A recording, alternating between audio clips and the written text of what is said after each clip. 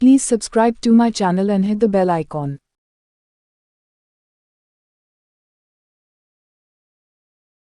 एक समय की बात है, भगवान गौतम बुद्ध अपने शिष्यों के साथ बैठे हुए थे और उन्हें उपदेश दे रहे थे।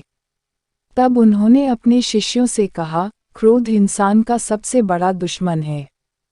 क्रोध करने वाला व्यक्ति खुद को हानि पहुंचाता ही है, लेकिन दूसरों को भी हानि पहुंचाता है। वह प्रतिशोध की आग में जलता है और अपने जीवन को बर्बाद करता है।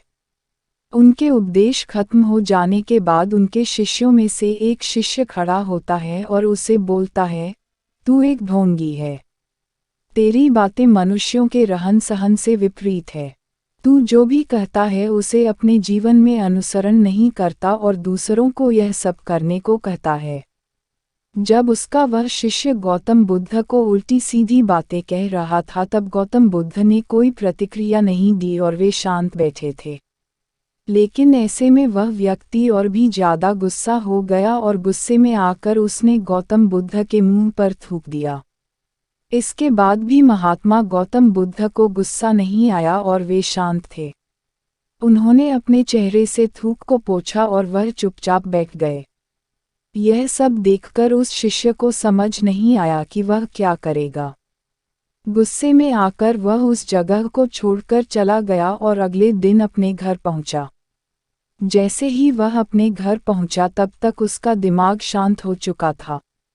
दिमाग के शांत होते ही उसे इस बात का एहसास हुआ कि उसने कितनी बड़ी गलती की है। उसे पाप हुआ है। वह खुद को मन ही मन कहने लगा, यह मैंने क्या कर दिया। मैंने महात्मा बुद्ध का अपमान किया है।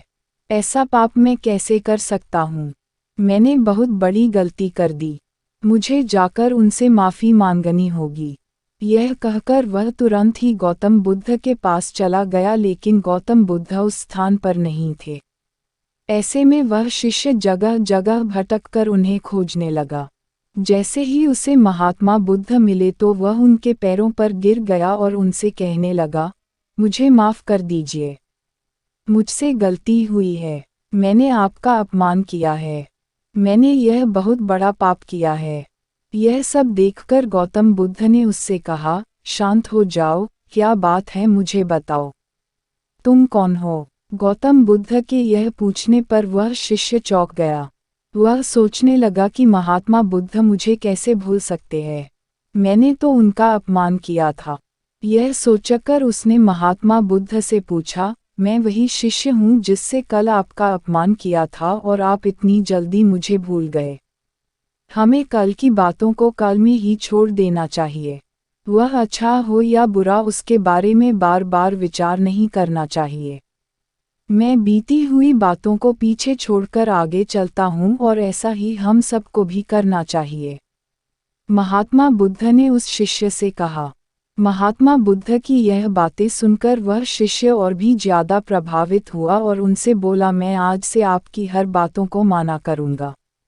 मॉरल ऑफ द स्टोरी, इस कहानी से हमें यह सीख मिलती है कि क्रोध करना इंसान के लिए सबसे खतरनाक है। यह मनुष्य का सबसे बड़ा दुश्मन है जो उसे बर्बाद कर सकता है। इसलिए मनुष्य को कभी भी क्रोध नहीं करना चाहिए। इस कहानी से हमें यह भी सीख मिलती है कि बीती हुई बातों को हमें भूलकर आगे बढ़ना चाहिए।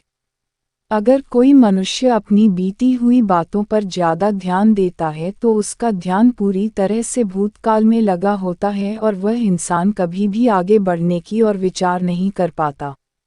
इसीलिए हमेशा पुरानी बातों को छोड़कर आगे बढ़ने की सोचे। Thanks for watching.